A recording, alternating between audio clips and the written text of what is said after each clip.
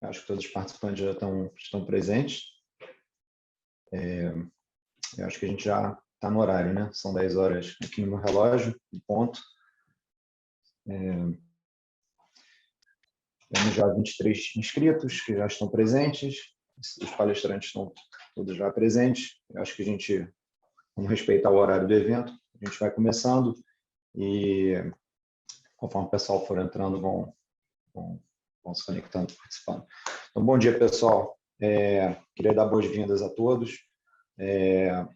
Nosso papo de hoje aqui, a ideia é a gente conversar sobre o metaverso, seus desafios e questões relacionadas, né, a todo esse mundo que tem por trás de inovação, modelos de negócio que estão cada vez mais presentes no dia a dia.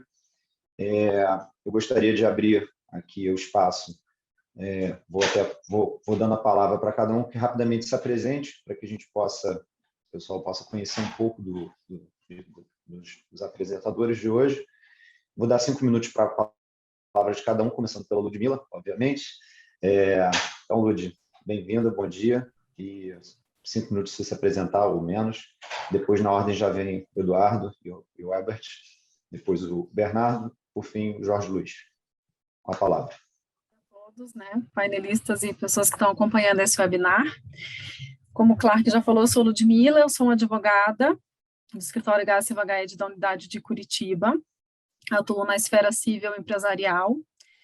Então, acho que diferente um pouco da trajetória dos outros painelistas que têm uma carreira bem interessante, atuo na área de direito, de advocacia desde sempre, desde o início da minha carreira, mas certamente com tantos desafios legais como esses que a gente vem enfrentando agora como webinar. Espero poder contribuir um pouco aí com vocês, com o meu conhecimento.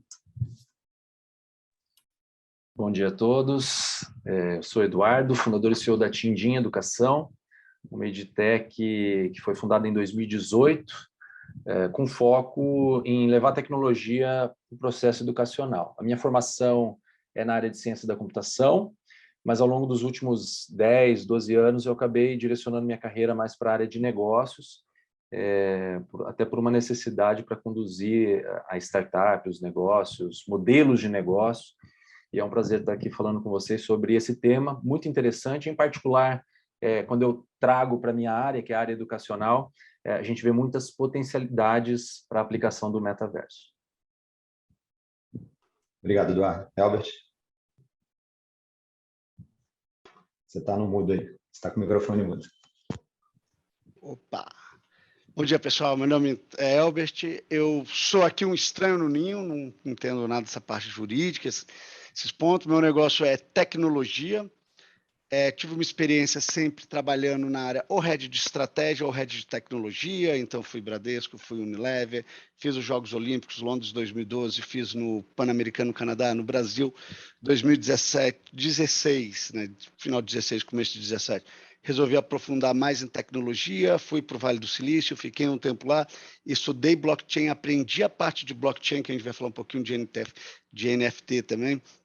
Apaixonado por isso daí, fui para a Zug da Suíça, onde se estabeleceram as empresas, o Crypto Valley, as empresas de cripto. Lá dentro aprendi mais, pude participar de grandes ICOs e moedas que a gente conhece por aí. Vim para o Brasil novamente, constituindo uma empresa de consultoria e transformação digital na área de blockchain e inteligência artificial. Depois de fazer esses projetos aí, comecei a criar algumas coisas novas, inclusive alguns mundos em metaverso, que a gente vai poder falar um pouquinho sobre isso, várias experiências para algumas empresas e metaverso aberto e também um pouquinho fechado.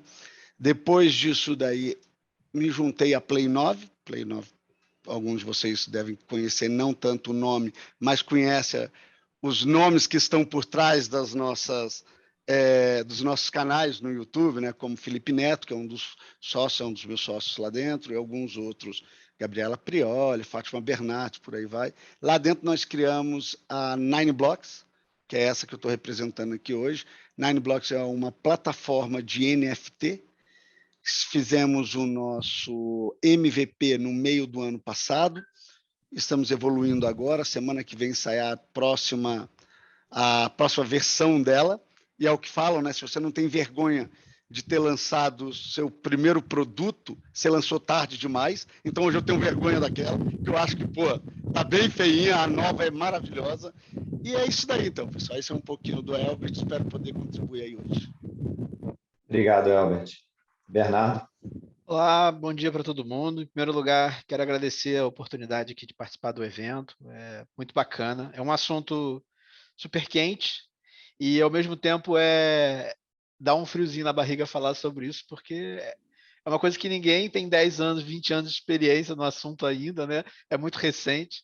Então, assim, bate um pouquinho, o pessoal brinca de síndrome do impostor, né? Quando você é chamado para falar de um assunto desse, porque, assim, os mapas não estão desenhados, né? Mas isso não impede da gente discutir sobre experiências passadas, né? O que foi feito, o que aconteceu em outras coisas parecidas, que não necessariamente vão prever como vai acontecer para esses assuntos que a gente vai trazer hoje. A minha experiência, eu sou formado em psicologia, o que me torna geralmente o estranho no ninho. Mas desde sempre eu vi que eu gostava muito da parte de, falando assim, mais técnica, de analytics, do comportamento humano, mais até do que terapia. E aí eu acabei me envolvendo nisso, montei uma empresa de pesquisa de consumo, fazia cliente secreto, já vai caminhando, e assim foi iniciar minha trajetória do empreendedorismo. Em 2014 eu participei do Startup Rio, com uma empresa de verificação de preço, e hoje eu trabalho na Mambo Wi-Fi, que é uma empresa que desenvolve software para controle do Wi-Fi. Então, são sistemas de autenticação e marketing para Wi-Fis abertos. E é bem legal porque é um tipo de experiência que coloca o mundo digital e o mundo físico em contato. E aí que as coisas são muito interessantes, às vezes até mais difíceis também. Mas é super legal porque você consegue fazer aquela interação que seria só possível no mundo digital, no mundo físico, e mesmo assim trazendo os benefícios do mundo digital, de capacidade de mensuração e tudo mais. Então a Mambo Wi-Fi ela tem esse sistema de autenticação para o Wi-Fi e eu trabalho lá junto da parte de inovação e produto, trazendo novas features, pensando sempre como evoluir o modelo do negócio. E tem muito a ver com o que a gente vai falar aqui hoje, tem essas experiências que a gente está sempre tentando trazer para dentro do ponto físico e também levando o ponto físico para o cliente quando ele não estiver lá. Então, assim, são discussões que passam por aqui também. Pessoalmente, eu acho que relevante para esse papo de hoje, eu sou um ávido gamer desde sempre. E não dá para falar de metaverso sem falar de jogos. Então, já peço desculpa logo de agora, porque vão ser usados muitos exemplos. A gente acho que vai tocar um pouquinho nesses assuntos. E eu também sou apaixonado por tecnologia, né? Então, é nerd mesmo, entendeu? Sabe? Não tem outra palavra. Então, estou muito feliz de estar aqui e acho que vamos ter um bate-papo excelente. Obrigado, Bernardo. Jorge? Pessoal, bom dia a todos. Eu sou o Jorge Luiz, eu sou advogado aqui do Gaia. Eu atuo desde sempre aqui na minha carreira do Gaia na área tributária. Eu, na parte de tecnologia, eu tenho uma formação de ensino técnico e, por conta disso, vários amigos meus seguiram nessa área tecnológica e fazem investimentos nessa área, são pessoas técnicas, mas também de negócio, né? E aí virou não só um interesse pessoal, né? Mas também a gente está aqui para ajudar a responder ou tentar responder perguntas, né? Porque o direito ele vai sempre atrás da tecnologia, a tecnologia sempre vai na frente, a gente vai tentando responder essas perguntas novas. Então, eu estou aqui para ajudar, junto com a Lud, com o Clark, aqui para a gente também aprender alguma coisa aqui sobre como funciona a tributação, a regulação dessas novas tecnologias. Obrigado, Jorge. Bom, então eu queria agradecer já a presença de todos que já estão aqui conectados com a gente. Meu nome é Leonardo Clark, eu sou sócio do escritório aqui também, a Silva Guedes está promovendo o evento. Queria agradecer a todos mais uma vez e dar o formato aqui do nosso bate-papo de hoje. Então, esse bate-papo vai ser no formato de perguntas e respostas, uma mesa redonda. Eu elaborei algumas perguntas aqui que eu acho que vão ser bacana para a gente startar, sem prejuízo de interferência dos demais. Eu espero que todos interfiram no papo, um sobre o outro, e a coisa fique bem quente. E ao final a gente vai deixar um tempo para perguntas e respostas. Eu acho que vai ser um tempo interessante, porque deve ter muitas perguntas, talvez algumas sem resposta, mas Nossa meta aqui é a gente tentar abraçar o máximo possível de ideias e tentar, ao mínimo, nortear ou pelo menos fomentar na cabeça de todos o tema. Tá? Então, já vou abrir, Eduardo já está na minha tela aqui, já vou abrir a pergunta para ele. Se ficou na minha tela, foi eu sorteado, então, para começar a discussão. Quando a gente fala de metaverso, e aí, Eduardo, quando você abrir, até para dar um panorama geral, né? A gente tem dificuldade, muitas vezes, de entender o próprio conceito, né? E sem que a gente querer se estender conceitualmente, porque tem muitas teorias, muitos achismos, né? Então, cada um tem uma sua visão, né, do metaverso, mas dentro desse conceito que você entende como metaverso, uma dúvida que é muito comum ok, uma vez que eu entendo o que é o metaverso, eu gostaria que você desse sua opinião, como é que isso funciona do ponto de vista das múltiplas plataformas? Né? A Bernardo falou de jogos, a gente tem jogos que são mundos abertos, que são considerados metaverso, plataformas de redes sociais em ambiente 3D, que também são consideradas. E como é que você vê essa interconexão desses mundos? Né? Como é que isso é restrito hoje a um único player? Você acha que isso vai caminhar para um funil, né? E assim, só vai sobrar um ou poucos? E como é que você vê isso, essa intercambiabilidade, né? Porque eu entro numa plataforma, eu adquiro bens naquela plataforma, isso não serve na outra, ou serve. Queria a sua opinião de uma forma geral e dos demais, né? Eu acho que, estou vendo a cara aqui do pessoal já, todo mundo com as ideias borbulhando, vou abrir aqui para você começar e dar a sua ideia. Vamos lá. Então, Leonardo, o termo, né, metaverso, se a gente for buscar etimologicamente falando, a gente já remonta a algo além do universo que a gente conhece e provavelmente além dos universos metaversos que a gente vai conhecer.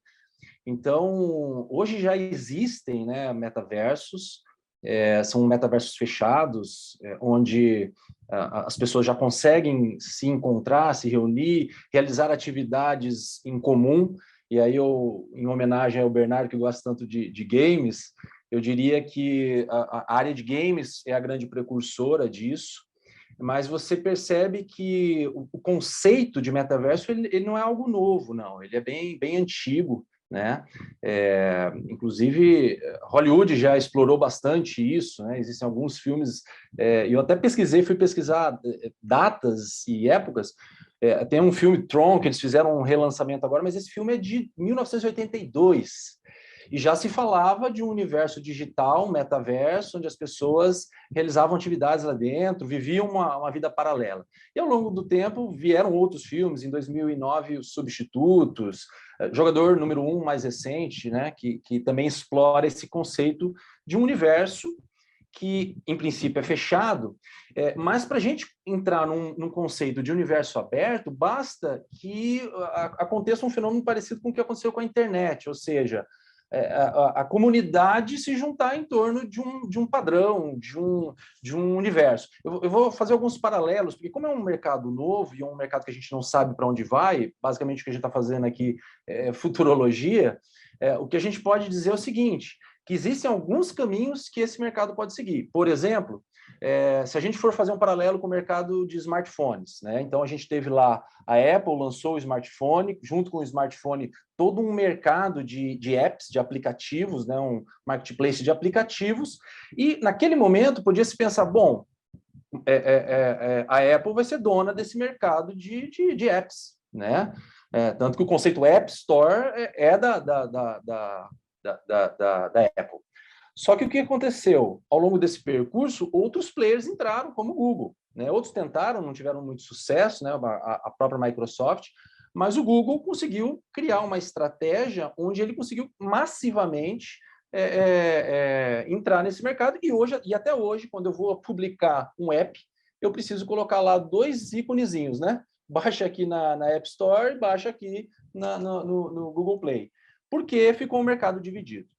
Quando a gente fala em padrão, o que pode acontecer, e aí sim seria bem interessante, é esses players se juntarem para definir um padrão, e me parece que o discurso do Zuckerberg lá no início já está mudando aí, né? Lá atrás ele falava de meio que ser dono desse metaverso, desse conceito de metaverso que ele estaria lançando, mas já me parece que o discurso agora é outro, de poder estar construindo isso a quatro mãos, talvez construindo o alicerce para que outros players possam entrar e construir os seus mundos sobre isso. Eu não acredito em um mundo único, por uma simples razão, e aí eu comparo, por exemplo, com as redes sociais. Os motivos que levam as pessoas a entrarem no metaverso são diversos, com perdão do trocadilho. Então, alguém vai entrar, por exemplo, em rede social, eu posso entrar num Facebook com um propósito de lazer, mas eu posso entrar num LinkedIn com um propósito profissional. E aí eu posso listar outras tantas redes sociais que surgiram, que têm propostas diferentes. E quando a gente fala disso, isso influencia diretamente o ambiente, o mundo virtual. Porque, por exemplo, a gente conhece aí mundos virtuais que são de alta fidelidade e de baixa fidelidade. O Second Life, por exemplo, era um ambiente de alta fidelidade, você tinha lá o seu avatar, andava em 3D dentro de um mundo, mas você tem modelos de baixa fidelidade, como o Gather, que atende um mercado aí corporativo, do pessoal poder fazer reunião remota, que é um metaverso, por que não dizer, que é de baixíssima fidelidade.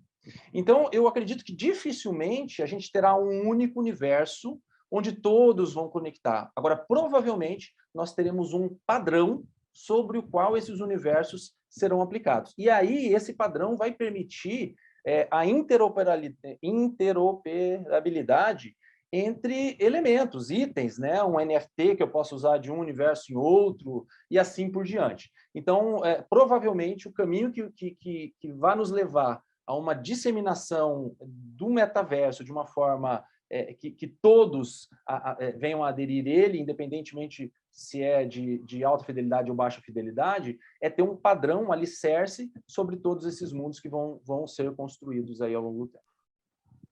Legal. Alguém tem alguma colocação aí, Herbert? Bernardo, o que vocês acham aí? Essa história do só pode haver um ou não, vão ter muitos? Então, esse acho que é um ponto super crítico dessa história, porque assim, a gente não quer entrar muito nessa área da discussão da definição, mas um metaverso que ele é fechado em si, ele não necessariamente talvez não seja um metaverso, né? E existe um grande incentivo, pelo menos assim, olhando o histórico, que a gente acabe caminhando por esse, pelo menos essas versões mais estruturadas das grandes corporações como o Facebook, eles tendem a fazer soluções voltadas para eles mesmos, porque o incentivo é muito grande. Você faz o meio, né, o metaverso, e você faz a loja que monetiza esse meio. Porque você faz a entrada gratuita, mas lá você compra os bens digitais, né? Assim, e eu acho que o exemplo da App Store é muito bom. A Apple podia ter pensado o iPhone ter múltiplas lojas, ou que vários tipos diferentes de celulares consumissem a loja dela. É mais difícil esse aspecto, mas do ponto de vista técnico. Mas também poderia ser possível. E ela acabou não optando por isso. E é uma estratégia que foi bilionária também, né? Então eles ganharam muito dinheiro não fazendo isso, fazendo um mercado fechado entre eles.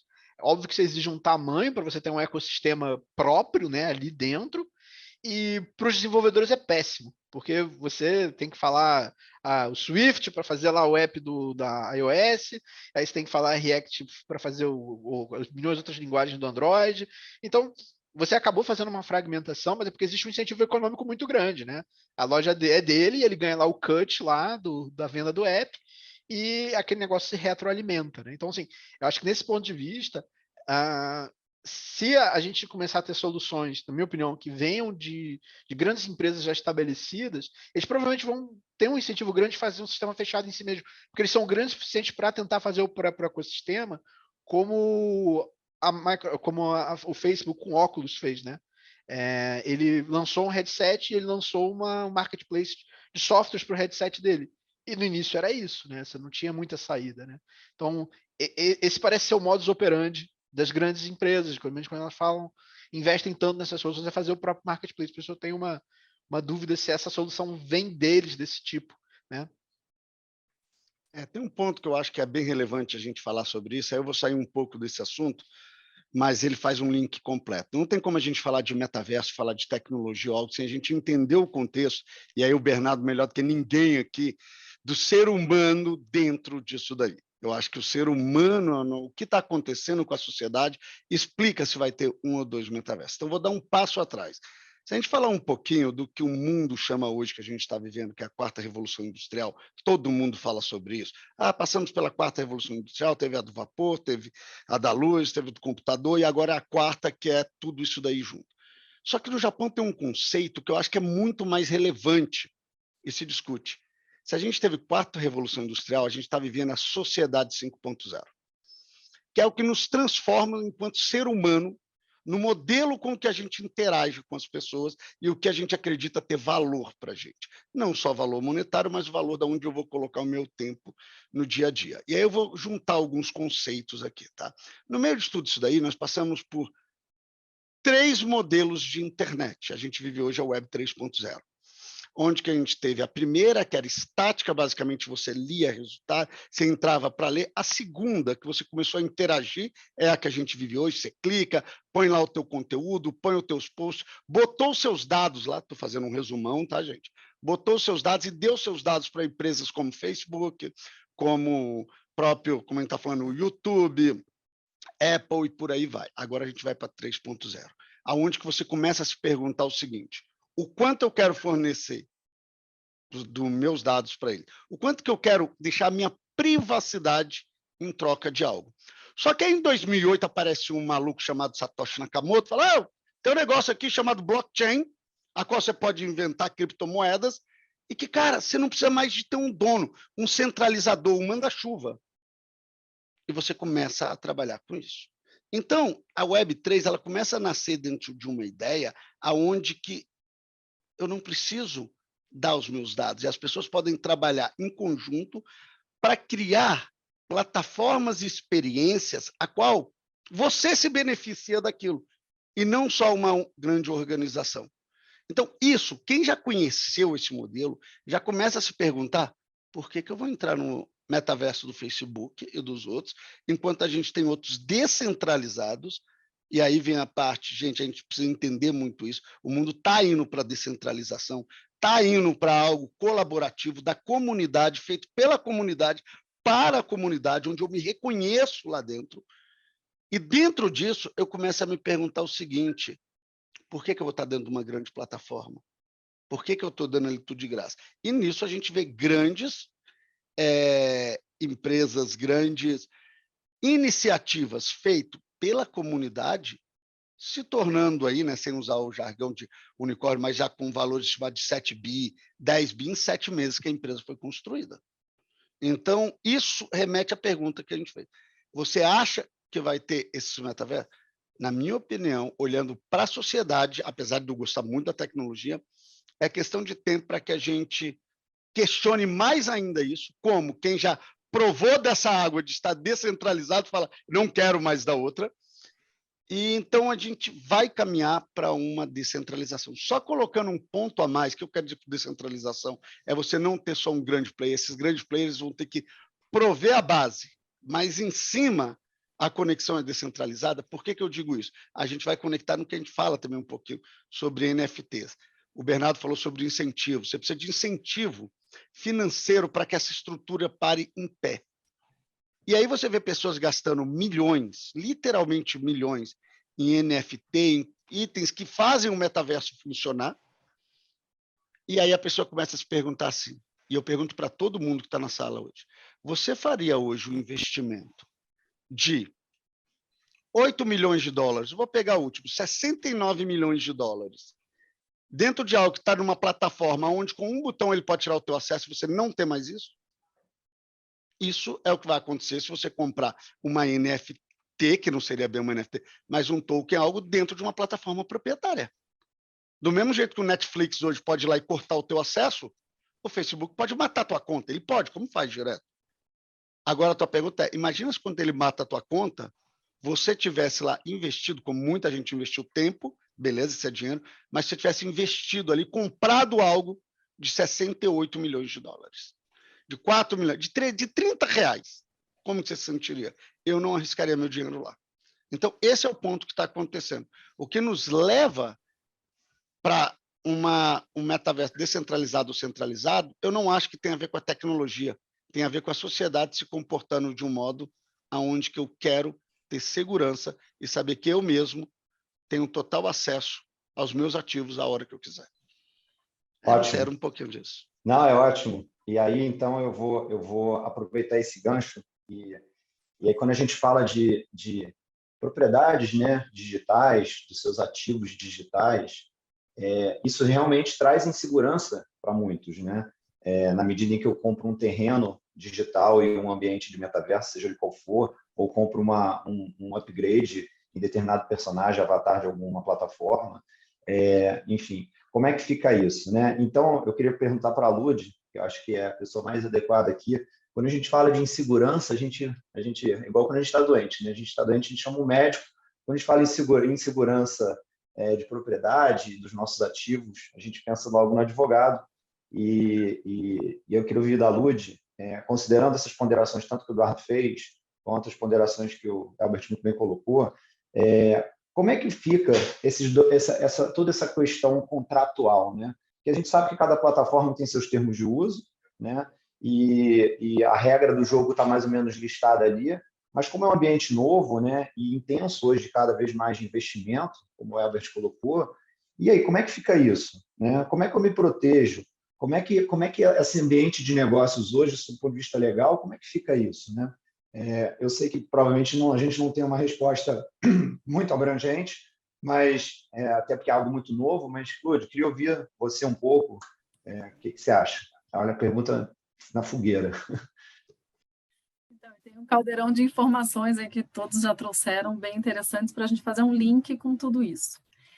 Assim, a gente percebe que todas as relações que elas já estão acontecendo no metaverso e que vão acontecer e que talvez ainda vão evoluir muito, né, ser muito mais complexas, mas as que a gente já observa hoje, elas são similares às relações que acontecem no ambiente físico e já acontecem no ambiente da internet, né? Embora o metaverso esteja dentro da internet, eu só vou tratar aqui como internet e metaverso para a gente ter uma diferença conceitual. Então, e aí a gente se pergunta assim, a legislação de hoje, ela é suficiente para me trazer segurança? Sim, por conta, né, das características dessas relações de compra e venda entre particulares, ou em uma relação de consumo, ou qualquer outro tipo de negócio que possa ser estabelecido ali, venda de terreno, ou talvez locação, acho que não tem limite, qualquer tipo de relação pode acontecer ali dentro, e a gente já tem uma norma geral que regula essas relações. Mas, como eu falei, especificidade e complexidade das relações que vão acontecer aqui, algumas já existem, outras vão evoluir e virão desafios novos. E onde que eu soluciono? Então, a lei tem um limite, eu regulo, eu consigo aplicar a lei até um determinado ponto, e a partir dali, a saída está na relação contratual.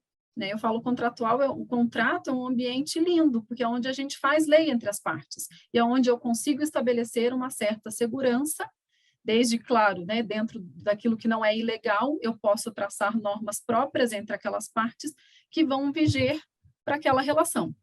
Certamente, as relações que são relações de consumo, então eu, usuário da plataforma de metaverso, ou eu comprando dentro dos fornecedores das lojas que estão dentro do metaverso, a gente não vai certamente ter liberdade, não é viável que seja negociado caso a caso, não tem como, nem o fornecedor está disponível para isso e nem o consumidor está ali negociando cláusulas contratuais. É sim um contrato de adesão, sim, mas dentro do contrato de adesão a gente tem várias regras que são favoráveis ao consumidor. O consumidor tem vários mecanismos para proteger o seu direito. E aí, sob o ponto de vista de quem está ali fornecendo serviço ou vendendo produtos dentro desse ambiente, a nossa orientação é conceder um contrato, normas mais claras e específicas possíveis, porque a relação de consumo, dentro do ambiente do metaverso, fala, eu estou dentro do mundo, então como que eu vou estar adequado a uma regra de relação de consumo, né, para todos os países? Justamente por eu estar dentro de um universo que não está vinculado a um território, a gente vai ter que traçar normas gerais mesmo, e as normas gerais de uma relação de consumo em qualquer país são muito semelhantes, tratar o consumidor com respeito, com clareza, entregar aquilo que foi prometido. Então, eu tenho que deixar muito claro, assim como eu já deixo hoje quando eu compro num site, eu tenho que estar claro o que eu estou comprando, as especificidades daquele produto, eu tenho que deixar claro se você está comprando um produto virtual, se você está comprando um produto que você vai receber físico na tua casa, as características daquele produto. Então, todas as normas que regem aquela relação têm que estar claras. Então, é assim que eu, fornecedor, consigo me resguardar, né? E o consumidor tem outras normas, tal como, se eu tiver uma disputa, se eu tiver um problema, como que eu vou reclamar? Né? A nossa norma brasileira, ela atrai a competência brasileira para discutir um eventual problema relacionado a esse produto.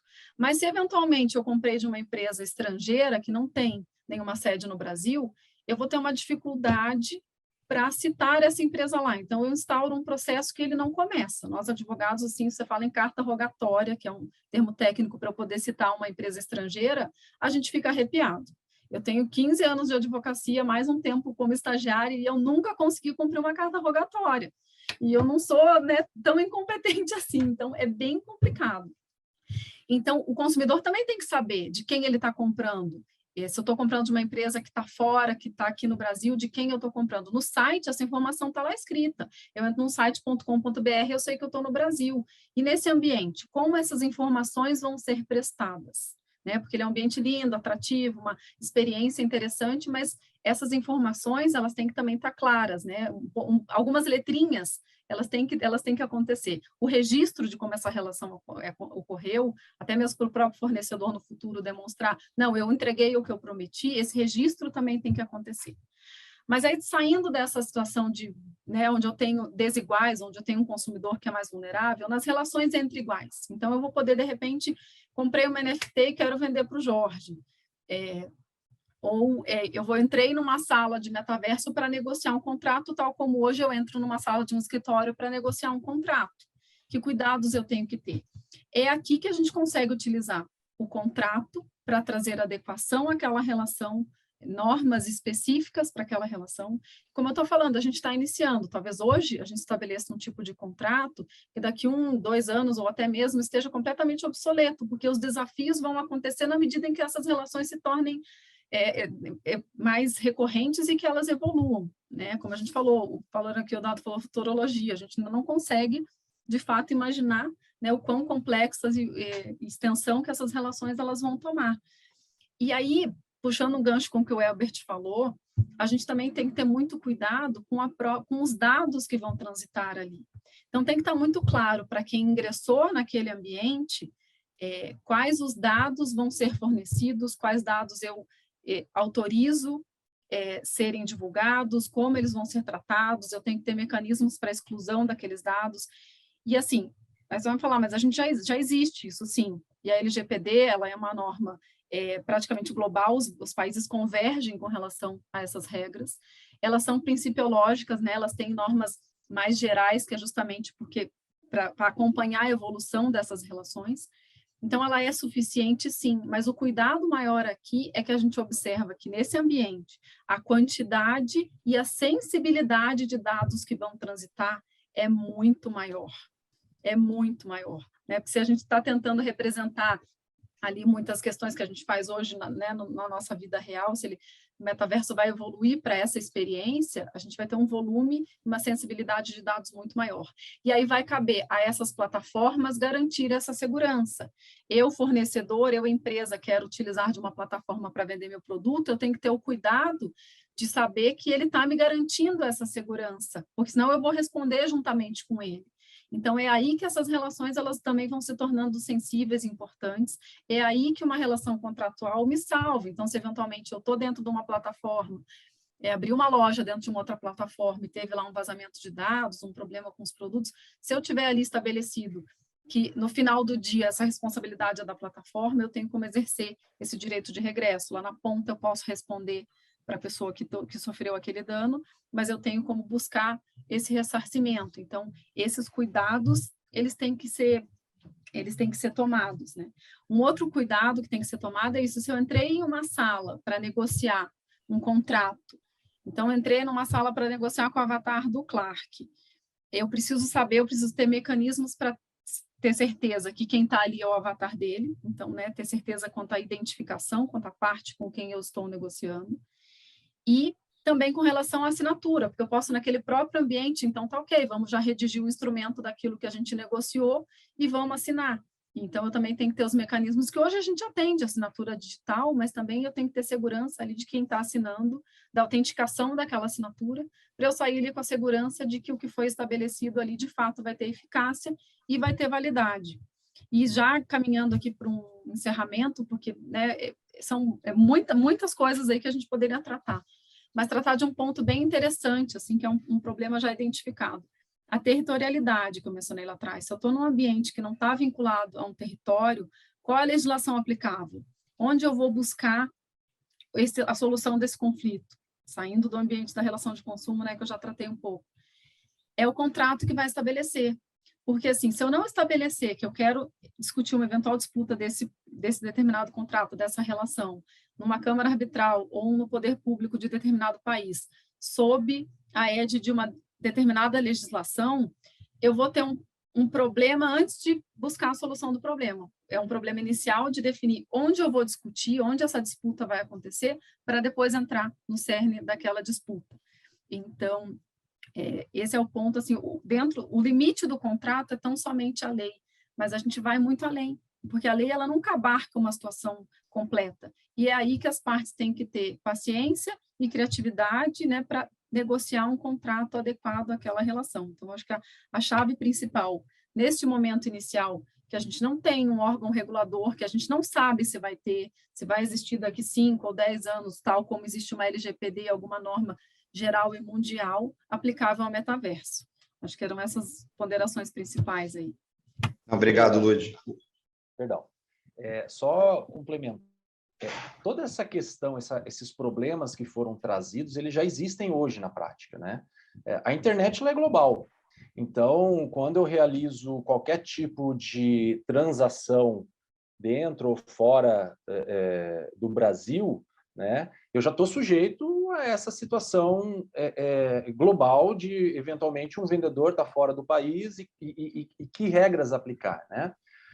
Só que se o metaverso seguir por um caminho, como o Herbert prevê, de um blockchain, o blockchain por si só, e o Herbert pode me corrigir se estiver falando besteira, ele é o especialista, por si só já traz algumas ferramentas, como, por exemplo, contratos. Então, você tem contratos dentro do blockchain, um ICO, por exemplo, você tem um contrato que é um contrato digital, um contrato eletrônico que, inclusive, influencia na utilização, enfim, nos resultados dentro desse mundo virtual, né? Eu vou arriscar, também não sou da área de direito, mas vou arriscar dizer que, possivelmente, se a gente seguir por um modelo de blockchain, a gente vai acabar seguindo para esses modelos de contratos digitais. O que você acha, Herbert? Eu não tenho dúvida, eu ia justamente falar sobre isso, tá? Eu acho que, novamente, é uma mudança de cabeça, de mindset sobre o que é o metaverso dentro desse ponto. Quando a gente fala da assinatura, igual a doutora Ludmila falou agora, esses pontos, eu acho isso muito interessante, porque, olha só, em alguns contratos, também não conheço muito jurídico, mas eu sei que vários, a gente precisa de alguns, né? Tipo, a gente tem que ir no cartório, não, precisa de uma assinatura. Então, nesse caso, é mais ou menos assim, eu não confio na Ludmila, eu confio no cartório. Eu quero a assinatura do cartório, porque dela eu não confio. O que, no metaverso, principalmente pautado em cima de uma blockchain, é completamente desnecessário, porque lá, mais do que no mundo real, eu consigo dizer que quem tem aquela assinatura dentro da blockchain, aquela chave privada, é aquela pessoa. Então, eu consigo ter, por mais que apareça para mim um sapo na minha frente, falando, eu sou o dono desse prédio aqui, quer comprar? Eu sei que ele tendo aquela assinatura, ele tendo aquilo, teoricamente eu estou mais seguro naquele ponto. Porém, o atraso da lei ainda não permite ver isso.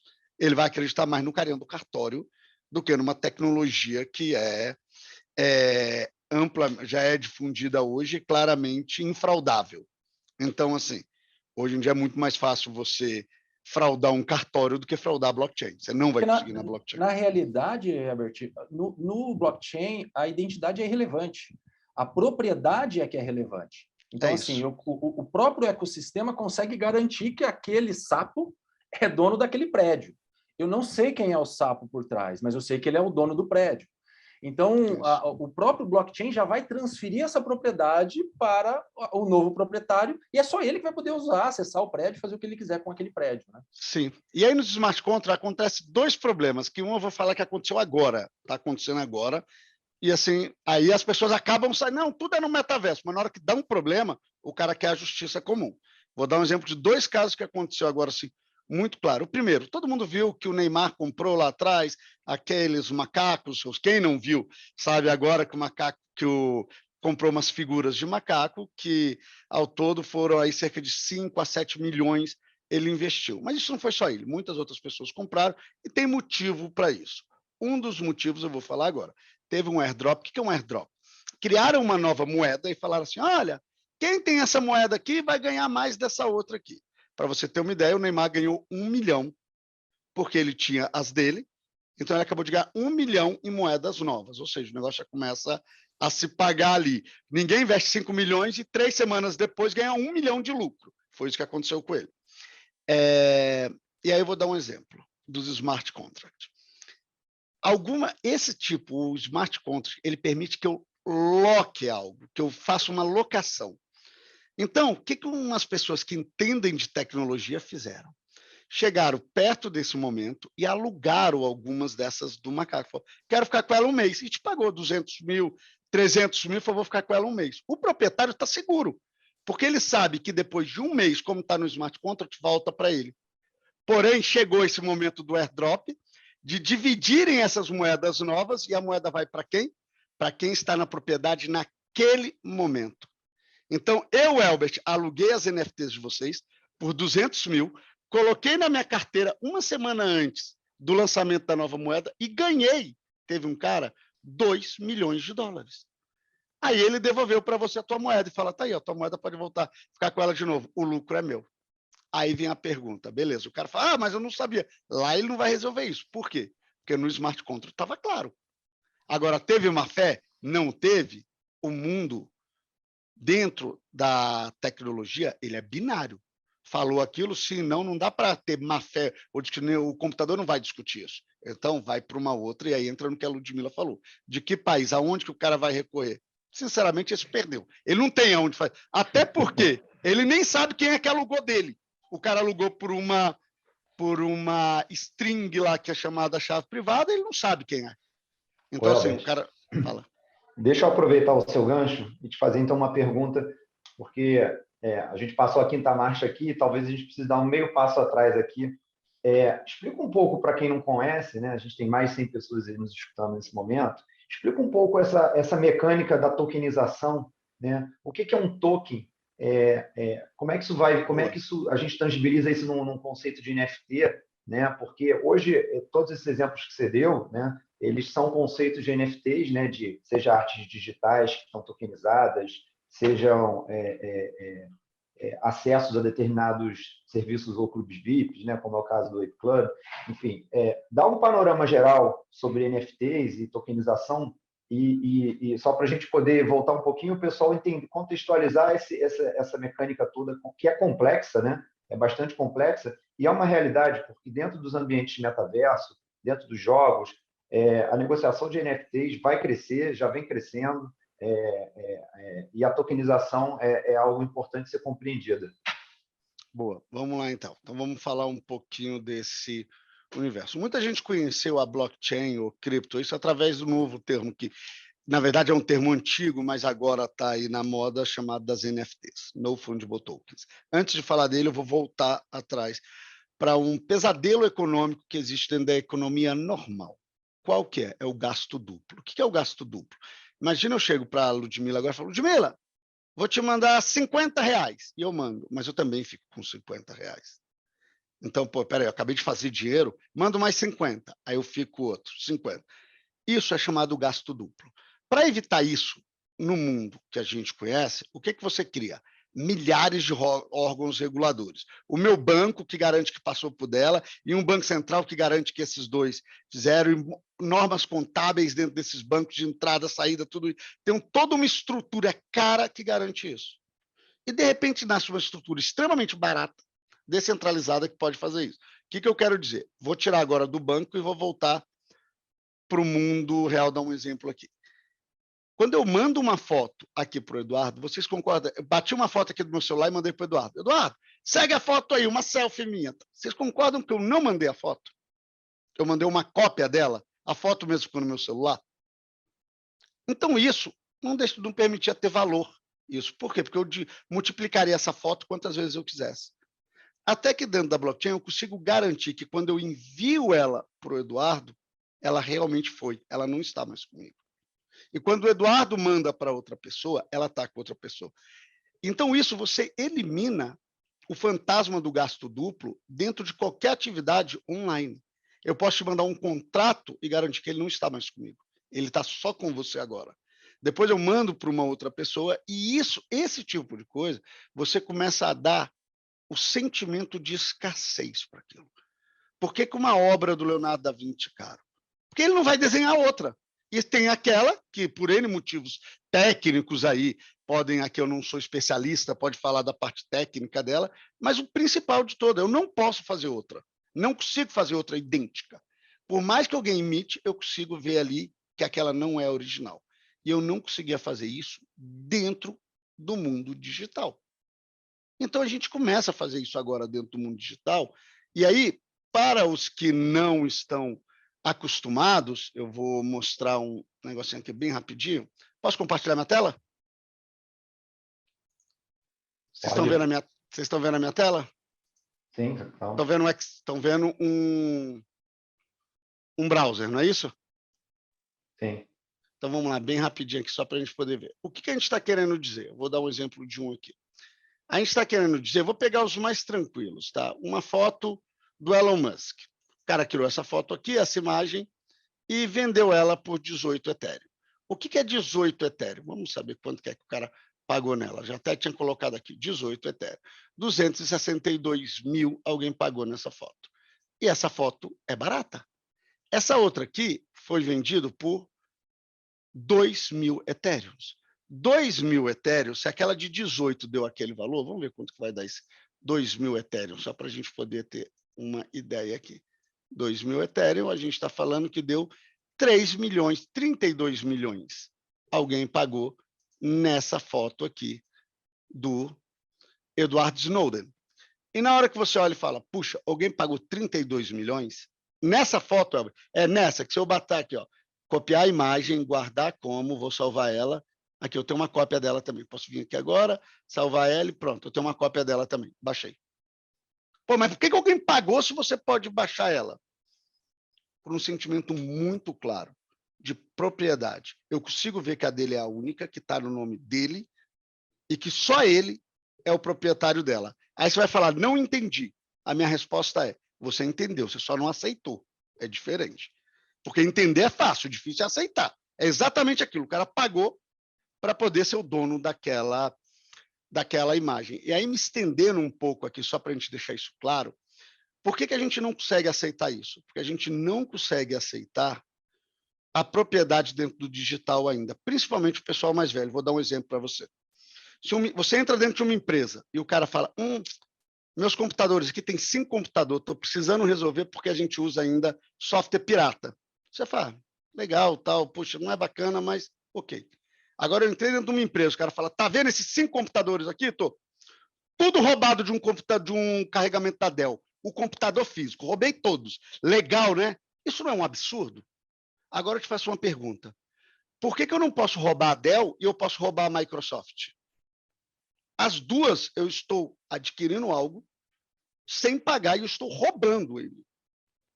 Então, você vê a diferença que a gente tem pesos diferentes para quando alguém diz usa o software pirata e usa o computador roubado. Não é a mesma coisa e deveria ser. Isso é o que a gente traz para o metaverso.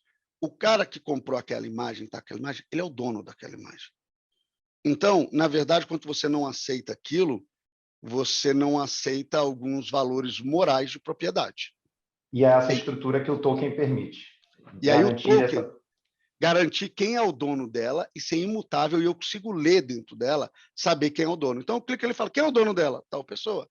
Quem é o cara que criou ela? Eu sei quem criou. Eu sei todo o tracking dela de um modo imutável dentro da blockchain. Então, por isso que as NFTs se tornam aí um caso. Até contar uma história aqui bem rapidinho, o Leonardo aqui, eu conheci ele dentro de uns pontos bem interessante, eu vou falar para você, ele estava falando de contabilidade, uma parte ele ajudando a gente em alguma das coisas. Quando eu comentei um caso, você vê que interessante, eu falei, cara, como é que eu faço o meu agora, a parte minha contábil no final do ano? A casa que eu tenho no metaverso é mais caro que a casa que eu moro. As propriedades que eu tenho no metaverso é mais caro. Isso é o que está acontecendo com muita gente no mundo, que já enxergou um universo novo. Por quê? Por causa disso que a gente acabou de falar. Você tem uma garantia de propriedade. Eu garanto que ninguém nunca vai me tomar a casa do metaverso. Agora, essa daqui, eu tenho minha dúvida. Se eu parar de pagar o imposto, se acontecer alguma coisa, se alguém não me tomar ela. A outra eu tenho certeza. Ninguém nunca vai me tomar. E aí eu pergunto, qual que é mais loucura, eu botar o dinheiro? Não, legal pra caramba. E deixa eu puxar o Jorge aqui nesse ponto, que eu acho que muita gente deve estar lá pensando, caramba, eu tenho de fato isso, eu comprei algo, eu estou querendo comprar, e tem até uma insegurança, porque fala o seguinte, tá bom, se isso tem esse valor todo, é seguro, e você acabou de falar de um gatilho importante. Tem impostos e tributos em cima disso? Como é que fica isso? Porque eu compro, como você deu exemplo, algo por 30 mil reais, 100 mil reais, 500 mil reais, e ganho 200 mil reais, como foi o seu exemplo, e ganho 2 milhões. E esse ganho? Eu acho que o Jorge é uma pessoa adequada para puxar nesse ponto, porque a Receita Federal já olhou para isso. Tá? E aí eu queria ouvir dele um pouquinho como é que está esse ambiente, Jorge, essa questão dos ativos, a Receita Federal está falando o quê? O que o pessoal tem feito? Vamos lá. Bom, hoje, Clark, a Receita Federal já tem um código específico para declaração de NFTs, né? E a Receita está tratando isso como um ativo, né? Semelhantemente ao que acontece com as criptomoedas. E aí tem algumas críticas em relação a esse tratamento, né? Porque quando ela trata com um ativo, como você bem falou, se eu compro por 100 e vendo por 200, no exemplo aqui, né? Você tem a tributação do seu ganho de capital, a tributação de imposto de renda. Mas nem sempre, e aí você tem a obrigação hoje de declarar NFTs, né? Acima de 5 mil reais, você tem uma taxa de isenção ali até 5 mil reais, como qualquer outro bem, direito. Tô ferrado. Nunca declarei. E alienações... Olha que está gravando, hein? Cuidado, está gravando. Mas espera o final da pergunta, talvez tenha algumas saídas aqui que a gente pode ter para isso, né? Então, como eu ia dizendo, você tem a obrigação de declarar isso a valores acima de 5 mil reais. Alienações, ganho de capital de alienações até 35 mil reais também no mês, você tem uma isenção, né? Então, se você alienou até 35 mil reais, não tem essa tributação de ganho de capital. Mas, isso, como eu ia dizendo, existem algumas críticas aí em relação a esse tratamento da Receita também, porque nem sempre, quando você está falando de um NFT, o NFT é um token não fungível, né? Fungível é uma palavra jurídica, né? Que ela significa aquilo que pode ser trocado por bens da mesma espécie, né? Se eu dou 100 reais e recebo 100 reais, a gente tem no fim do dia a mesma coisa, né? Mas no caso do NFT é como uma obra de arte. Se eu dou um quadro e recebo outro, o quadro da Mona Lisa é diferente do outro quadro, certo? Tem uma individualidade ali, ou algo que torna aquele bem não fungível, é o que acontece com os NFTs, né? Então é importante ter essa noção desse conceito que diferencia isso da criptomoeda. A criptomoeda ela se assemelha mais ao dinheiro, que é trocado como um bem fungível, né? E o NFT é não fungível. Em algumas situações, a gente não vai falar de ganho de capital, né? Porque o NFT, eu não sei se os que o Albert possui estão nessa categoria, né? Mas ele pode ser produzido do zero por um programador, ele pode ser criado, né? E aí, nesse caso, me parece que ele não se adequa tanto à tributação de capital, né? Porque, novamente, o imposto de renda, ele incide sobre o produto do capital, do trabalho ou da combinação de ambos, né? Quando você produz um NFT do zero, aí está falando de produto do trabalho, né? Não de capital, né? Então, não é sujeito à tributação de ganho de capital, é sujeito a outro tipo de tributação, conforme o Carnê-Leão, né? Que é aquele rendimento mensal de um serviço, né? Mesmo um serviço executado sem relação de emprego. Inclusive, se você faz uma venda para pessoa física, você é obrigado a recolher pelo carnê-leão. Se você faz uma venda para pessoa jurídica, tem a obrigação de retenção na fonte, né, nessa venda. Essa é uma outra possibilidade, ou seja, não sei se a Receita está enxergando isso ou se ela vai sempre enxergar isso como um patrimônio que é tributável como um ganho de capital apenas, né? Então, é uma coisa que a gente tem que acompanhar aí como vai evoluir o entendimento da Receita, mas me parece que isso aí seria muito mais semelhante a uma tributação de algo derivado do trabalho, né, não do capital. E aí, finalmente, você também tem a possibilidade de licenciar um NFT, né, o direito, porque no fim do dia você está falando de um programa de computador ali, né, um programa que gera aquele NFT, que representa aquele NFT, e no direito brasileiro, os programas de computador eles são sujeitos a direito autoral, né, é diferente de uma patente, é outro tipo de propriedade intelectual. E quando eles são remunerados por direito autoral, pelo próprio criador, também é sujeito à tributação como produto do trabalho, né? Então, são diferentes contextos. O que é importante é a gente enxergar como aquele NFT está, como a operação está funcionando, né? Qual é o contexto da operação e como o NFT está funcionando, para você entender melhor como funciona a tributação, né? Então, aí já respondendo a pergunta do Herbert, não sei se você criou um NFT do zero, eu entendo que você não tem que declarar ele como um bem ali na sua declaração de imposto de renda, diferente quando você adquire um NFT, né? Quando você adquire um NFT, sim, você tem que declarar na sua declaração de bens e direitos, eu digo, né? Então, acho que é isso, Clark. Beleza, o Bernardo está com a mão levantada, já vou te dar a palavra, Alberto, eu vi que você levantou a mão também. Bernardo, quer contribuir?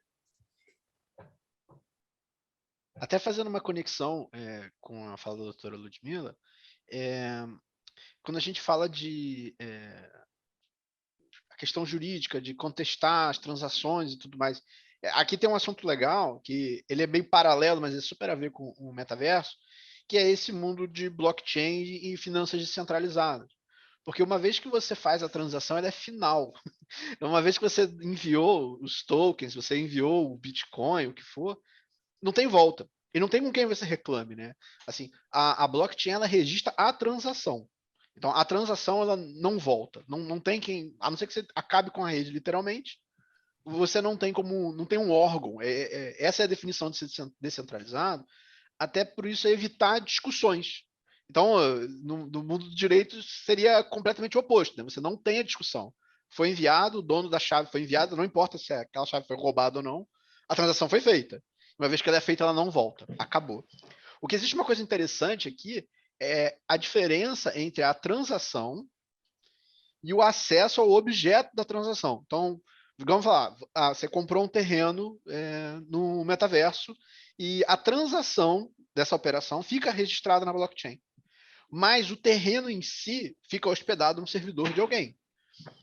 Essa separação é que traz certas questões, porque o servidor um dia pode ser apagado e você vai continuar com o título de propriedade, mas o seu objeto não existe mais, entendeu? Então, essa é um dos grandes dilemas que a gente tem hoje, porque o objeto em si não fica na blockchain.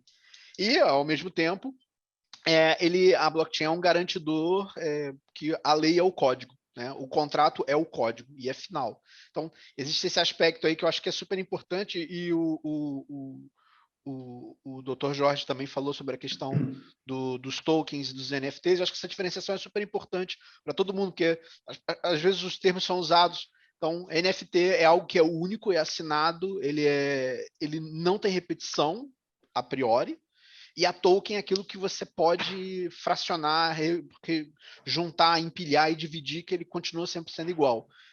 O nome token é ficha, literalmente, fichas você pode empilhar, você pode redistribuir, e todas as fichas de valor 10 valem 10. Agora, o token não, o NFT não. O NFT seria a unicidade daquilo. Então, o exemplo clássico é um tênis do Michael Jordan, que você compra na loja da Nike, o Air Jordan lá, e o Air Jordan que o Michael Jordan usou. É o mesmo tênis? Não, não é. Eles têm valores radicalmente diferentes. Um é absolutamente único, porque foi o que o Michael Jordan usou e assinou. O outro é o que está na caixa, que está no estoque, que tem 10 mil iguais, eles podem ser reproduzidos infinitamente. Então, essa diferenciação é interessante, e aí volta no exemplo do Elbert, né, da imagem. Né? A criação da imagem, o arquivo ele pode ser copiado múltiplas vezes. O que é único é a transação que foi registrada daquela imagem naquele momento. E aí dá um nó mesmo, porque... E você pode ter uma percepção de valor diferente da minha e inclusive, com um capital especulativo em cima disso, né? Sem dúvidas, né? Aí existe uma questão especulativa em cima do valor do título da transação, porque a maioria dos NFTs você não fica com o título de propriedade de fato da obra. Então, você não tem o direito de uso de imagem. Então, porque eu comprei o quadro de alguém, NFT, não necessariamente eu posso sair, imprimir e vender, e quem usar vai me pagar royalty. Então, você não tem a propriedade exatamente, né? Assim, tem muitos modelos diferentes. Você pode fazer NFT de produtos físicos também, que é um uso muito legal. Você pode fazer um título de propriedade de um terreno físico em NFT. Esse é um uso interessante. Mas o uso para arte, geralmente, na blockchain vai a transação, não o objeto em si. Legal. Ô, Bernardo, segura esse ponto aí que você falou da tokenização de algo físico. Eu vou voltar em você em 2 minutos. Vou deixar só voltar a palavra para o Herbert aqui, que ele estava com a mão levantada aqui. Fala, Herbert. Bom, um ponto que eu quero só comentar é bem interessante. Até agora, pegando um pouquinho do Bernardo, que ele falou que o servidor pode ser desligado, o servidor está em outro lugar. Isso se não for um servidor descentralizado, né? Que é um ponto que aí não tem como a gente fazer, que é o caso do Decentraland, algum outro. Só para vocês entenderem o que é isso, por exemplo, eu tenho lá uma plataforma, sou sócio de uma plataforma, onde você pode ir lá e criar a tua NFT, chamada Nine Blocks. Eu não consigo apagar ela. Depois que você criou e colocou ela, eu nem ninguém no mundo vai conseguir apagar ou tirar ela. Vai vir uma ordem do governo federal falando, Elbert, apaga. Impossível, assim, não dá. Ela é sua, só você consegue mexer com ela, eu não consigo. Então, isso é um ponto bem interessante. Mas o que eu ia falar era um pouco, quando a gente falou aí, até o Jorge falou um pouco dessa parte de tributação e tudo, e aí eu quero fazer aqui até uma provocação para todo mundo que está nos assistindo, de 2 minutinhos, que é o seguinte: você conseguiria pensar no Facebook sem saber o que é a internet? Não, provavelmente não. Você conseguiria pensar em fazer tracking de caminhões online sem saber o que é estar online? Provavelmente não. Isso é o que está acontecendo hoje com NFTs, blockchain e cripto. As pessoas desconhecem o que pode acontecer com aquilo e estão perdendo a possibilidade de ganhar muito dinheiro. E eu não estou falando em especulação da moeda, eu estou falando nisso que a gente está falando aqui hoje.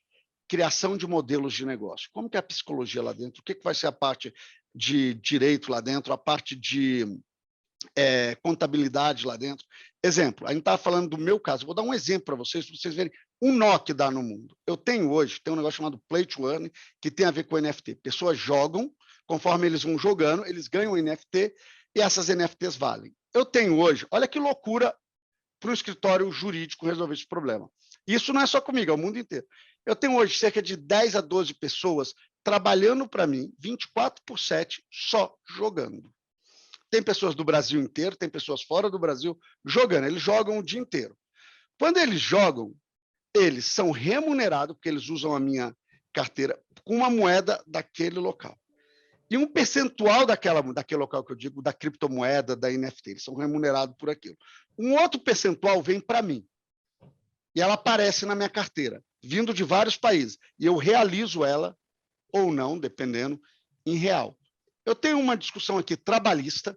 Esses caras são meus funcionários. Eles trabalham a hora que eles quiserem, na onde que quer. E eles locaram praticamente uma chave minha com a minha propriedade para poder jogar. Exemplo, tem um jogo de monstrinhos, que esses monstrinhos precisam cruzar, ter filho, tem que dar alimentação, tem que dar um monte de coisa. E eu tenho um cara que você perguntar para ele qual é a profissão dele. Ele é um caseiro digital.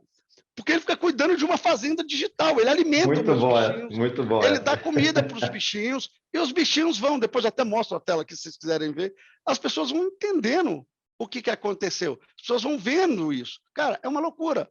E eu te falo, como é que está isso juridicamente? Desculpa, tem 55 mil teses para poder falar. Primeiro, o cara está em outro país, tem gente daqui, então é uma loucura isso. Talvez para vocês é simples, mas para mim, me parece que eu passei umas 4 ou 5 leis diferentes sem ligar. É dinheiro que cai e aparece do nada, é gente que trabalha sem ter vínculo, nenhum tipo de contrato a não ser digital, é tirar dinheiro de um país e mandar para o outro sem ter tido nenhum tipo de taxação. Cara, como é que você explica isso? Então, assim, não precisa responder. Só estou falando assim, gente, as possibilidades que existem hoje São inúmeras, desde que você conheça esse segmento. Nesse gancho aí, obrigado, realmente, pô, sensacional. Eu estava até analisando outro dia um jogo que chama CryptoKitty, né, que o pessoal compra gatos, cruza gatos, sai em linhagens diferentes, vale mais, vale menos, dependendo do que sai, uma loucura, né? Então, de fato, essa sua fazenda digital com o seu caseiro digital, achei fantástico o termo que você usou. Eu vou pegar esse gancho e voltar lá para o Bernardo, para fazer uma pergunta para ele. A gente falando aqui de metaverso, Bernardo, como é que você enxerga o metaverso, ou os metaversos, né, qualquer que seja ele, dentro de um jogo, dentro de uma rede social, enfim, como um canal de acesso a negócios, ou seja, como um marketplace, como um canal de venda, como mais um canal de omnichannel? Como é que você enxerga isso? Porque a gente está vendo um entroncamento cada vez maior de mundo físico com digital, né? O pessoal já chamava isso no e-commerce de digital.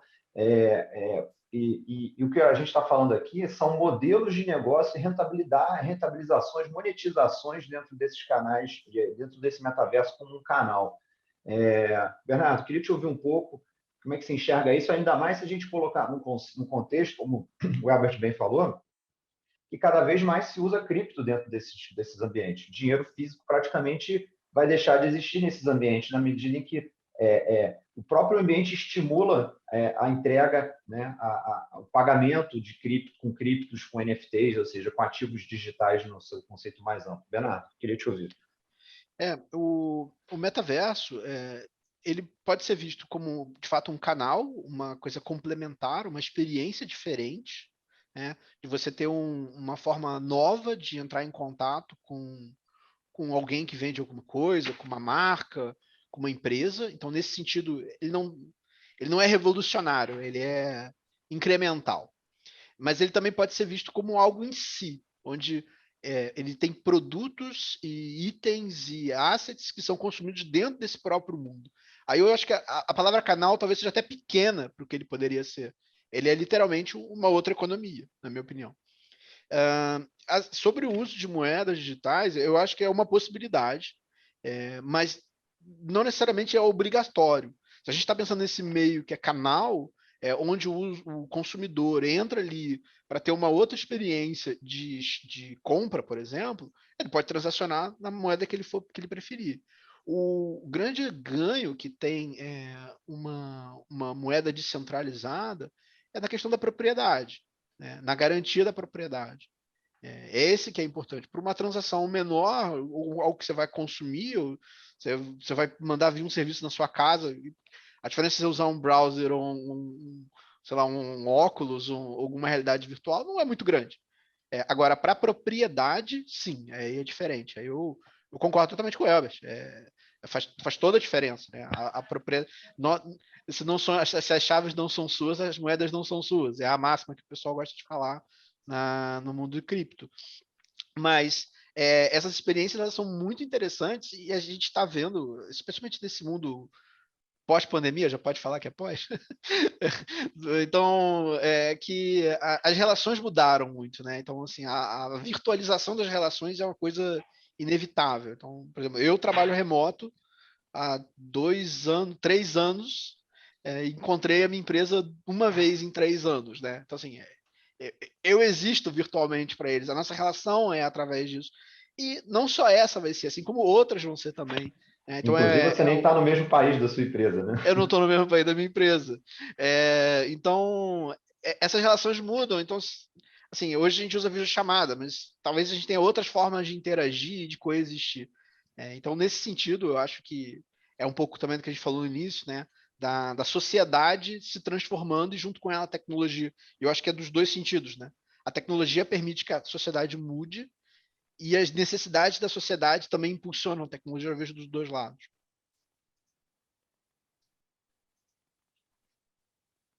Legal. E nesse conceito ainda de exploração de canais, né? Você usou um termo muito bom, né? Que canal talvez seja um conceito pequeno, de fato, né? Ele é o ambiente em si, né? Ele não é nenhum canal, né? Eu vou fazer um mix aqui, até a Lud levantou a mão, já vou passar a palavra para ela. Vou fazer um mix com o que o Herbert puxou. esse conceito de negócios no ambiente digital, né, do metaverso, e pulverizado, canalizado e catalisado pelos NFTs, né, que eu acho que a combinação entre ambiente imersivo, NFT e cripto, é uma mistura explosiva, porque vem surgindo tantos modelos de negócios novos. O Albert falou ali de play to earn, né? Ou seja, a pessoa é remunerada, de fato, para interagir com algum ambiente, com alguma plataforma. É claro que talvez isso não seja sustentável no longo prazo, mas pelo menos no primeiro momento, para você fomentar que ele usa aquela plataforma e tal, talvez isso faça muito sentido, ou até determinadas formas de monetização por trás que talvez até consigam fazer uma sustentabilidade. Como é que você vê esse ambiente de negócios crescendo, essa diversidade, e pessoas que, pelo menos da minha geração, né, tem cada vez mais dificuldade de acompanhar esses modelos novos, né? Porque surgem todo dia. Se você piscou o olho, surge um modelo de negócio novo que você fala assim, cara, tem a molecada aí de 14 anos jogando, ganhando dinheiro, trocando ativos e vivendo hoje, inclusive, o conceito que o pessoal chama de nômade, que é um pouco do que você está falando, né? É a vida virtual, o trabalho virtual, o cara está em qualquer lugar, a qualquer hora, e estão espalhados aí pelo mundo. Como é que você vê esse ambiente de negócios, do ponto de vista dessa tecnologia que a gente está discutindo aqui? O que você enxerga de forma geral?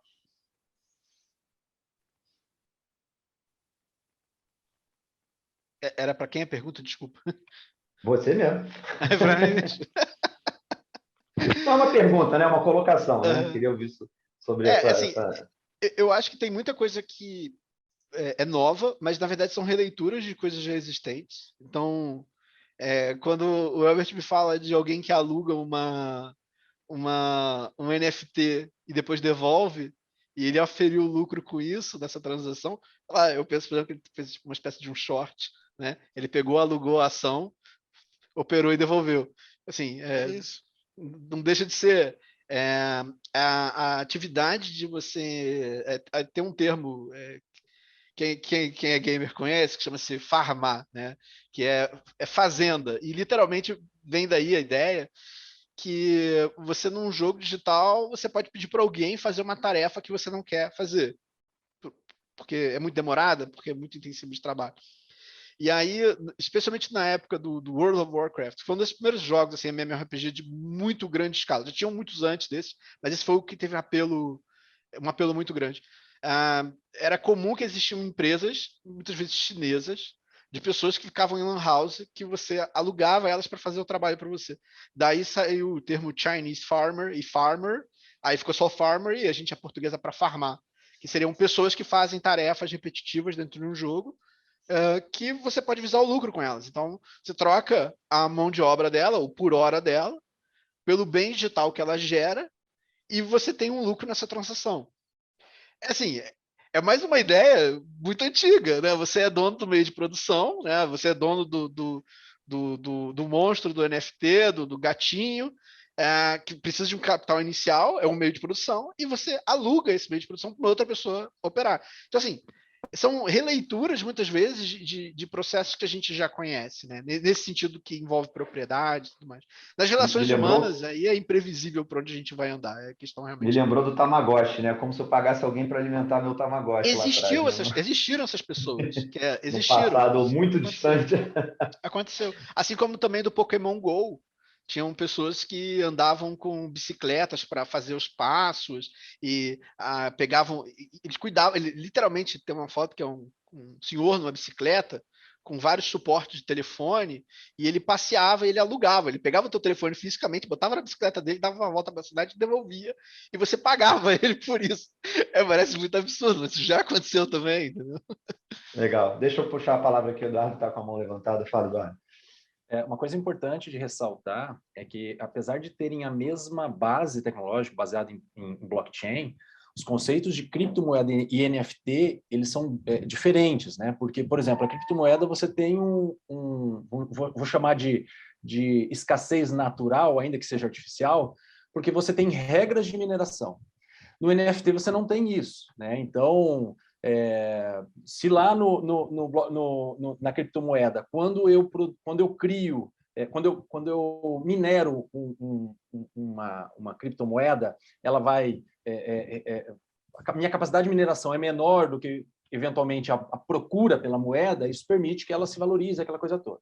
O NFT ele tem uma característica seguinte: apesar daquele objeto ele ser único ali dentro daquele universo, nada impede do dono, do produtor, criar outros NFTs com o mesmo conteúdo, vamos dizer assim, né? Então, isso pode acontecer, ou muito próximos, né? A gente viu, por exemplo, a venda lá de mais de 3 milhões, a venda de um iate virtual dentro desse metaverso. Alguém tem um projeto desse iate, e nada impede de que ele produza outros NFTs. Então, na prática, no final do dia, quando a gente fala de NFT, e aí complementando essa questão da escassez que o Herbert trouxe, no final você ainda acaba dependendo da confiança no produtor desse NFT, de que ele não vai encher o mercado com tantos NFTs relacionados àquele mesmo tema, muito próximos daquele, né? Porra, sensacional e muito pertinente a colocação, Eduardo, porque, de fato, o pessoal confunde, às vezes, NFT com cripto,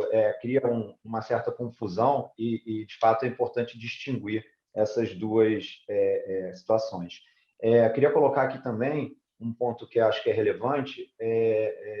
A gente vai ver muito ainda, ouvir falar muito nas aplicações da lei de direito autoral nessas operações de NFT, porque os smart contracts são essenciais para que isso seja regulado, porque, como acho que foi o Bernardo que colocou, o Herbert, eu comprar uma NFT, por exemplo, de uma arte, né, como ele mostrou ali a foto do Elon Musk, aquela arte pixelada, não me dá o direito necessariamente, pode até dar, mas não me dá o direito necessariamente, de que eu possa reproduzi-la e vender e explorar comercialmente aquilo. Ela pode me dar simplesmente o direito de ter aquela imagem e negociá-la unicamente naquela unidade digital, né?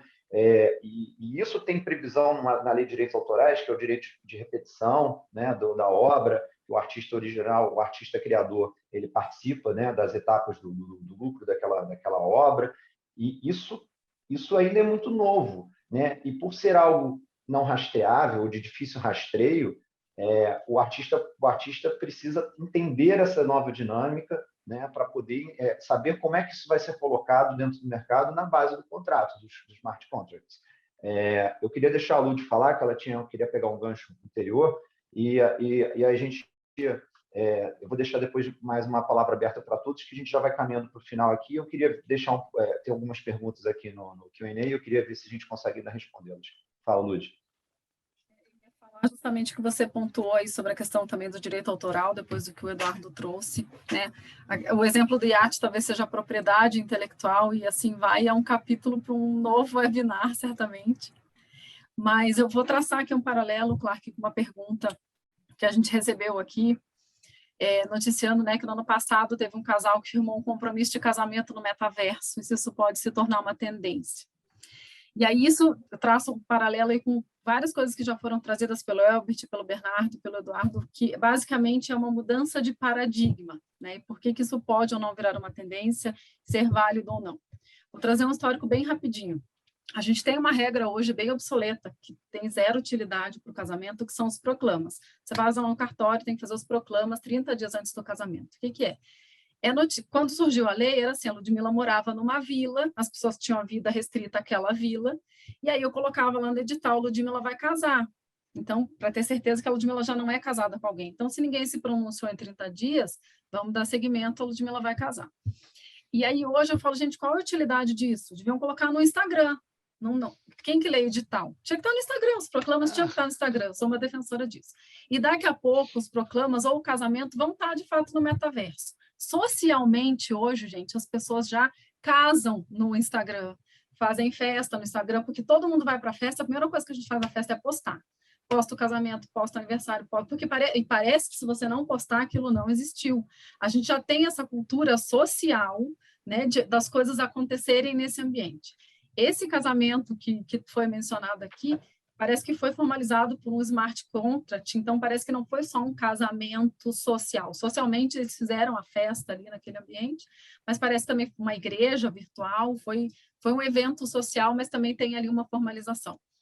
Essa formalização vai ser válida no nosso ambiente? Não sei.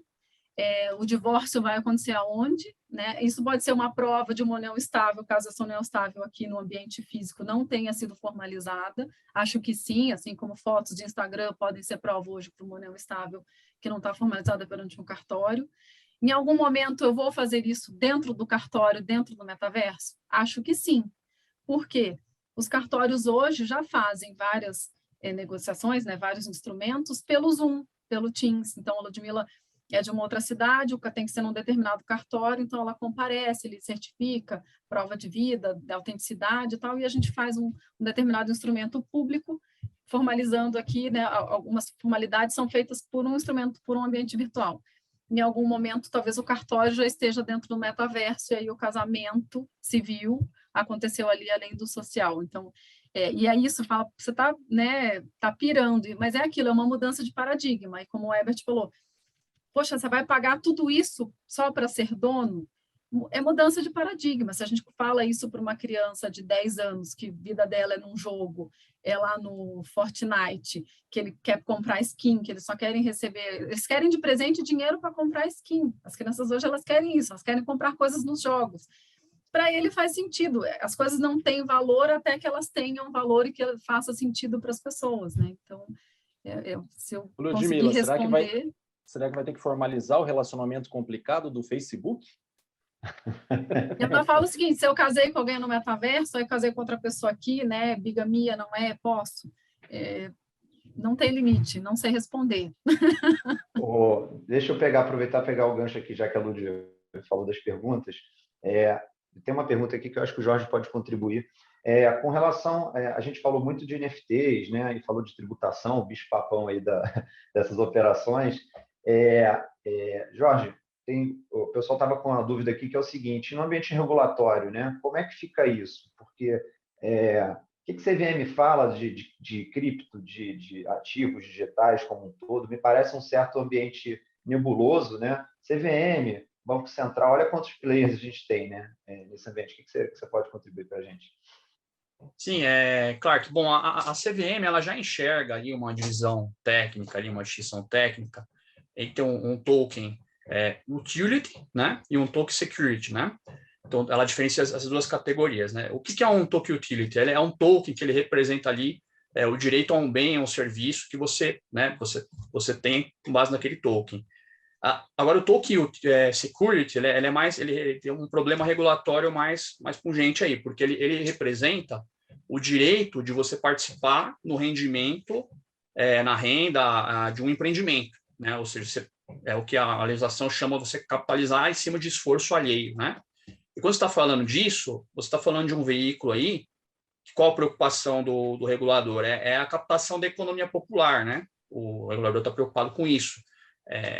Com que as pessoas não captem, né, que captem a economia das pessoas no Brasil para esse tipo de empreendimento, porque você tem uma regulação para isso, né? A CVM regula a oferta desse tipo de ativo, né? Então, você tem que ter uma oferta pública, ela segue parâmetros, tem que ser registrada na CVM, ela tem que ter alguns parâmetros de publicidade, que não pode ser muito ostensiva, né? Então, tudo isso atrai uma regulação aí da CVM, ela já enxerga isso daí, né? Agora, quando você fala disso no ambiente de metaverso, que pode acontecer, aí fica ainda mais difícil, porque você tem a competência da CVM para regular ofertas desse tipo de valor imobiliário no território brasileiro, né? E quando você está falando de metaverso, você está falando num território ali que, né, pode acontecer fora do Brasil, envolvendo pessoas ali que estão no Brasil, né? Então, é um desafio aí para a gente acompanhar como que os reguladores vão reagir a esse novo cenário, né? Essa nova situação. Em termos de Bacen, né? O Bacen, ele tem uma postura mais assim observadora, né, e de informação ao mercado. O Bacen, ele sempre divulga avisos ao mercado, cuidado, não é uma moeda regulada por nenhuma autoridade, tem riscos, ela sempre faz isso, mas ele não teve nenhuma postura de regular efetivamente criptomoedas ou tampouco o NFT. A gente sabe que eles estudam muito, né, inclusive porque o Bacen, ele tem um projeto aí do Real Digital, né, que já vai rodar a partir de 2024, um primeiro piloto, que é uma tendência, né, ou seja, a gente está falando de moedas nacionais que não são mais emitidas em papel, mas em ambiente digital, né? O que traz uma preocupação sobre liberdades, né? Porque você imagina assim, se você tem um governo ditatorial que emite a moeda digital, se você tem alguém que está incomodando politicamente aquele governo, ele pode desligar o seu dinheiro e, por meio disso, ele te restringe sua capacidade de ir e vir em função de uma perseguição política, e isso é um pouco preocupante, né? Mas o Bacen está colocando isso, um projeto, né? Já existe esse projeto para entrar já rodando em 2024, como eu falei, e existe também uma previsão aí, um projeto de integração do real digital com todas as plataformas de blockchain, smart contracts, assim, então isso já está sendo idealizado aí pelo regulador. Legal, obrigado, Jorge. E só até para comentar uma última pergunta aqui, que por causa do nosso tempo a gente já tem que caminhar para o encerramento. De fato, o que rege hoje, o que vai nortear, na verdade, o entendimento quanto a melhor forma de tributar, do que tributar e como tributar, os smart contracts são essenciais nesse entendimento, né? Porque é ali que está a regra do jogo e é ali que está a natureza daquele bem, daquele ativo digital, né? Existe até uma certa confusão em alguns órgãos públicos quanto ao entendimento do conceito desse ativo, se ele é um ativo financeiro, se ele é um ativo intangível.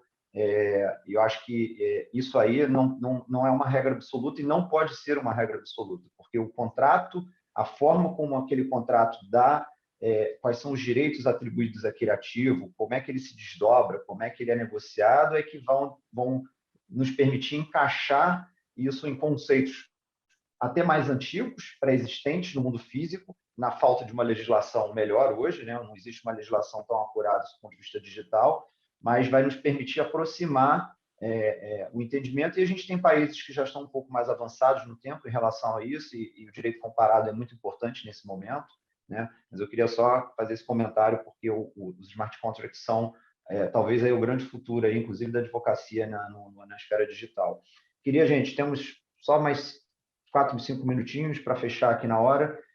1 minuto para cada um. Vou começar pelo Elbert. 1 minutinho para os outros, para cada um, para fazer o encerramento. É isso mesmo, queria agradecer. Eu acho que cada vez mais pessoas de diferentes segmentos entenderem o que está acontecendo dentro da NFT, dentro do mundo, dentro do metaverso, é importante. Então, agradecer aqui o escritório, vocês estarem fazendo esse tipo de evento. Eu acho que começa por um caso até de humanidade, né? Num país onde a gente tem 15 milhões de desempregados, você tem 1 milhão de vagas em aberto que não podem ser preenchidas dentro de um lado, com salários altíssimos, e uma pessoa em 6 meses hoje poderia estar ganhando 7, 8, 9 mil reais dentro do mundo de tecnologia, metaverso, não necessariamente sendo desenvolvedor, mas trabalhando nesse como um todo. Então, acho muito importante, parabéns para o escritório, por levar essa mensagem para mais pessoas, para mais gente estar conhecendo isso, estar conhecendo um mundo novo que está saindo, e a gente sabe muito bem que o que vai diferenciar qualquer população e qualquer pessoa é a educação. Isso que vocês estão levando é a educação.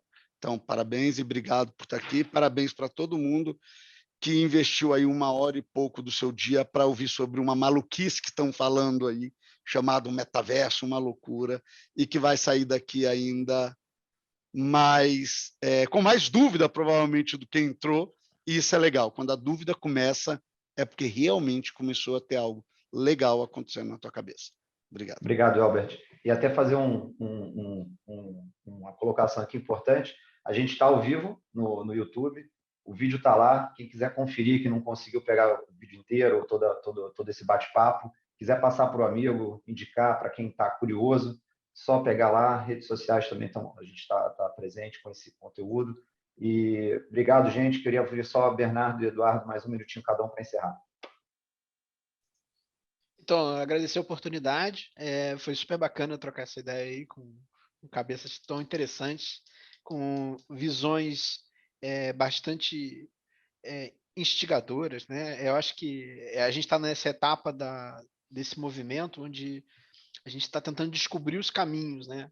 O mapa ainda não está trilhado, mas ele é uma confluência de revoluções digitais muito, muito fascinante, tanto da blockchain quanto das relações humanas através de metaverso, e vão ter profundos impactos na humanidade. Ainda é muito difícil da gente ver e projetar o que vai acontecer, mas, de fato, a ideia de você ter uma propriedade inalienável até certo ponto é absolutamente revolucionária. E a presença digital em qualquer lugar do mundo, você interagir num nível de alta fidelidade também é algo revolucionário. Então, a Ludmilla estava falando da questão que a pessoa casava, era a pessoa da vila, que era toda conhecida, né? Essa vila agora é o mundo inteiro, de repente, e no mesmo nível de profundidade de relação, sem perder isso, né? Nessa capacidade, o que é assustador. Mas também é interessante, porque isso vai mudar como as sociedades se organizam. Legal. Eduardo, um minuto. Bacana. Primeiro eu quero agradecer e parabenizar o escritório aí por estar trazendo esse assunto tão relevante, e talvez seja menos relevante agora pela percepção de muita gente, mas vai ser muito relevante no futuro. E não por simplesmente ser um negócio, uma tendência de negócio, mas por ser uma ordem natural do processo de usabilidade do ser humano, da relação do ser humano com a tecnologia, né? Eu tô lembrando de quando eu comecei a mexer com o computador, que era código, linha de código lá, que eu fazia o arquivo BAT, né, o prompt. Depois veio o Windows, que já tinha janelinhas, que tornava a experiência mais próxima do mundo real, de eu, né, poder folhear um livro, fazer alguma coisa assim. E se você perceber, esse é um processo inevitável. A gente está cada vez migrando para isso. Por quê? Porque é isso que democratiza o acesso à tecnologia. Quanto mais alto o nível, maior o acesso à tecnologia. Então, eu acredito que a principal contribuição do metaverso para a humanidade vai ser nesse sentido, de fazer com que um bebezinho, né, que hoje já consegue utilizar ferramentas digitais, uma criança possam efetivamente utilizar esses meios. E acreditando nisso, que eu vou puxar a sardinha para o meu lado, que eu acredito que o metaverso ele é uma grande oportunidade para a gente trabalhar a educação para a vida das crianças. Então, foi por isso esse cenário aqui atrás é o nosso metaverso educacional, onde os nossos alunos moram dentro de um ambiente virtual de aprendizagem, onde eles têm a casa deles, onde eles vão para a escola, assistem aulas online com a professora dele, acessam os conteúdos digitais, aquela coisa toda, faz os objetos educacionais ali dentro. Então, eu acredito que se hoje muita gente ainda tem essa resistência, porque não é uma geração nativa digital, né, se existe essa resistência, ela não vai existir em muito pouco tempo, porque essa nova geração ela é nativa digital, ela já nasceu imersa dentro dos games, dentro desse mundo virtual, e para ela é muito fácil tá dentro de um universo não fungível ali, interagindo com recursos ali digitais, né? Então, parabéns aí pela iniciativa, e quem sabe, né, o escritório de vocês seja o primeiro a criar um escritório no metaverso, para gerir assuntos relacionados ao metaverso. Fica a dica aí para vocês. Obrigado. Queria agradecer, o tempo está cravadinho aqui, 11h30, horário previsto. Queria agradecer a todo mundo, o time de feras foi sensacional. A gente conseguiu alcançar, acho que, nosso objetivo, que era fomentar a discussão, longe de querer finalizar alguma discussão aqui. E acho que vamos ter muito mais esse ano ainda nesse tema, vamos explorar, e agradecer a todos. E o pessoal que ficou atento aí a esse tempo todo, essa hora e meia aí. Obrigado, gente. Vamos encerrar, então. Um abraço. Valeu, obrigado, pessoal. Valeu, pessoal. Tchau, tchau.